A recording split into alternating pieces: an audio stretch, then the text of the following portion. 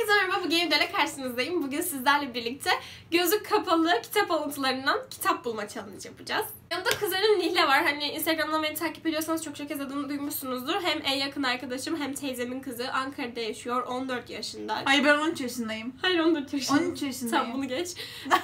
Bu video fikrini biz Doğa Güner'i'den aldık. Doğa'yla konuştum ve hani tam böyle video fikri bulamıyorduk ve hazır Nihle'de yanımdayken böyle bir video çekelim istedik. Sonra Doğa'ya sordum çekebilir miyiz falan. Doğa da tabii ki çekebilirsiniz dedi. Buradan da Doğa'ya teşekkür ediyorum. Biz onu birazcık değiştirdik. Doğa bunun ilk cümlesini okuyarak anlama şeklini yapmıştı. Biz de kitap alıntılarından okuyarak anlama şeklini yapacağız. Ben şimdi gözlerimi kapatacağım. Nihle benim okuduğum kitaplardan herhangi bir tanesini alacak ve hani soruyordunuz ya kitapları neden postitliyorsun diye. O postitleri ben güzel bir cümle bulduğumda çizip yapıştırıyordum. Onlardan birini açacak ve okuyacak. Ben de kitabı tahmin etmeye çalışacağım. O zaman isterseniz başlayalım. Bak şu an çok cidden. Hayır, bacaklarını al böyle altına, o zaman yukarı kalkıyorsun otomatik olarak zaten. İyi, ben senin ablanım o zaman. Ne? Hayır. Ben başlayalım. Ya şimdi Şansa. bunu okusan desem bir sayfa yer işaretlemişsin. Tamam, o zaman başka aç. Ha, bunda da bir sayfa işaretlemişsin. O zaman ben bu kitabı, Bunda da bir sayfa ben bu kitabı işaretlemişsin. okumadan tahmin ederim. Tamam, oku bir tane işte. Bir tane. Hayatımda bir sürü insan var ama kendi düşüşümde tek başımayım. Karantina. Bu çok basit Ama oldu. bu neden biliyor musun? Normalde bunu tek okusam ben bunu tahmin edemezdim ama dedin ya bir sayfa işaretlemişsin diye, yani karantina. Ama karantina kaç olduğunu söylemedim. Evet, kaç bu? 2 mi? Hayır. Kaç? 1. Tamam, fark etmez. Karantina sonuçta. Havana Havana. Bu panda beni çok şaşı gösteriyor. Aşka uçarsan kanatların yanar demiş Şirazi, tıpkı sizin gibi. Aşka uçmazsan Bir kanatların dakika, bu yarar ay demiş çöreği mi ama elmalı neydi? turta mı? Ay çöreği mi elmalı turta mı? Ay çöreği. Evet. Diğerleri terk ettiğinde canım yanmıştı. O gidince ben yandım. Eğer olur da gelirse tam kalbine dökebileyim küllerimi diye. Abi bunu biliyorum. Beyza Alkoç karantina. Ay 3391 kilometre. Hayır. Ama Beyza Alkoç. Hayır. Nasıl ya? Bir dakika, tamam o zaman dur. Elmalı turta. Hayır. Nasıl ya? Dur, tamam dur. Bir daha oku. Kapattım artık. Ölüme fısıldayan adam. Evet. Tamam. Ayrıca ben harika olduğum için bilmem normal. Ama sen de hep Türk yazarlardan okuyorsun. Türk yazarların yazım tarzı hep aynı, belli yani. Belli bir konu Tamam. var. Ama şuradan okuyorum. Ama Oku. bir başkasına aşıkmış numarası yapamazsın. Bu karşındakinin canını çok yakar. Bir dakika, bir başkasına aşıkmış numarası yapamazsın. Hayatın kıyısında mı? Hayır. Dur, sakın söyleme. Bir başkasına aşıkmışsın numarası yapamazsın. Bu ne lan, ben bunu biliyorum, okudum daha önce. Yani okudum daha önce normalde. Ne bu? Aşk ve dondurma. Anne. Keşke her gün Cadılar Bayramı gibi olsaydı. Böylece sürekli maske takardık ve maskelerin altında nasıl göründüğümüzü öğrenmeden önce birbirimizi tanıyabilirdik. Aynı yıldızın altında mı? Hayır, değil. Sus o zaman. Zaten susuyorum. Tamam, hiç de sus. Ne bu? Mucize. Evet. Hatunum. Anlarım.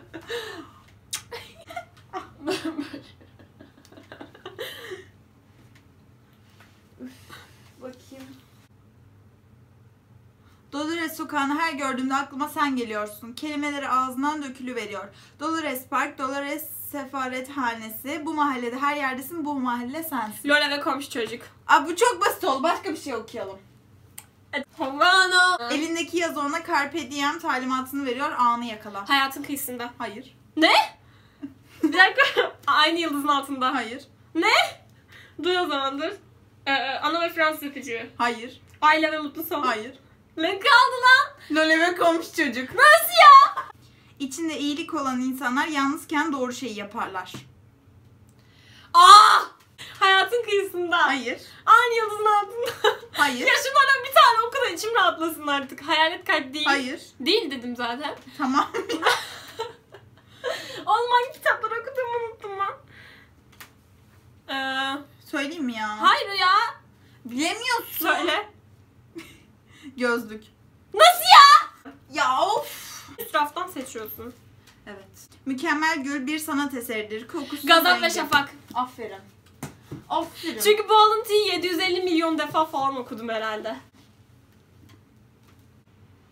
Bu acılar labirentinden labirentinden dedim. Bu acılar labirentinden nasıl çıkabiliriz? Alaska'nın peşinde. Üf be. Değil mi? Bu çok. Tamam. İçimizde o gün yapılan ve yapılmadan bırakılan şeylerle yaşamak zorunda olan çok kişi vardı. Yolunda gitmeyen şeylerle, geleceği göremediğimiz için o anda makul görünen şeylerle. Keşke küçücük hareketlerimizde sonsuz sonuçlar dizisinde görebilseydik. Aklımızın başımıza gelmesi gereksiz olana kadar aklımız başımıza gelmiyordu. Hayatın kıyısında mı? Hayır. Aynı yıldızın altında. Hayır. Ya bir tane bu çıksın artık ama çok üzülüyorum. Bir dakika dur, sakın söyleme, sakın söyleme. Aa, hayalet kalp mi? Hayır. Nasıl lan? Dur bir dakika, sakın söyleme. Bacağım Ne bu? Alaska'nın peşinde. Nasıl ya? Bunu dün okudun ya. Dur başka kitap seçelim. Ya 2 tane seçmişsiniz. Üf. Bütün hayallerim suya düştü şu an cidden. Ay sıkıştım burada. Elim Subway'in kurabiyesi kokuyor. Denize girsem sıra sıra boğulmuşlar. Binmeyi kurduğum gemiler batıyor. Önünden geçtiklerim beni görmüyorlar. Ben böyle bir kitap mı okudum ya? Atilla İlhan mı? Evet. Hadi lan! Atilla İlhan çok kolaydı bu ya. Okuyorum. Oku. Yıllar içinde öğrendiği tek bir şey varsa o da bazı lekelerin asla çıkmadığıydı. Ben bu kitabı biliyorum. Ya doğal olarak biliyorum da. Bu ne lan? Abi bir dakika dur. Bulacağım ben bunu galiba. Bir ipucu versene. Yo. Ne bu ne? Karanlık zihinler mi? O seriden mi? Abi.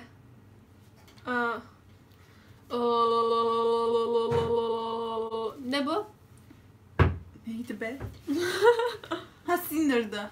Cinder mi? Evet. Ben Cinder post demiş miyim? Evet 4 tane falan postlamışsın. Maşallah harikayım. Acı hissedilmeyi talep eder. Aynı yıldızın altında. Aferin kız. Sonunda tuttu ya. Niye bu kadar bağırdım? Bir tane acısız dürüm. Anlaşıldı, tamam. Sor. Sadece altın çizdiğin yeri söyleyeceğim ama. Yer çekimli karanfil. Ne ya? Ben bunun altını mı çizmişim? Gerçekten karanfil diye altını mı çizmişim? Ne yaşıyorum? Bilmiyorum. Gerçekten karanfil. Sadece bunun altını çizmişsin. Ha, o zaman bütün bölümü okumamız. Bölüm başı mı? Evet. Tam işte bütün bölümü oku anlamında. Ya onu Onun okuyamam. altını çizmişim. Sadece onun altını çizmişsin. Bana Hayalet ne? kalp. Hayır. Ne? Gelmiş bulundum. Nasıl ya? Ya abi bu şiir ama ya. O şiir ama. Ne fark eder sonuçta kitap. Beni delirttin. Oh my god.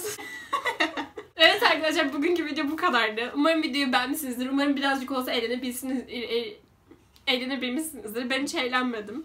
Nihle'ye daha çok video gelmesini istiyorsanız bir şey yapamazsınız. Çünkü Nihle Ankara'da yaşıyor. 3 gün sonra gidiyorum. 3 gün sonra gidiyor. Ama eğer acıma ortak olmak isterseniz aşağıya Nihle biz de seni çok özleyeceğiz yazabilirsiniz. Tabii Nihle'yi sevdiyseniz. Anne. Çok güzel bir dostluğumuz var. Aa. Bir sonraki videoda görüşene kadar kendinize iyi bakın. Okur kalın. Hoşçakalın.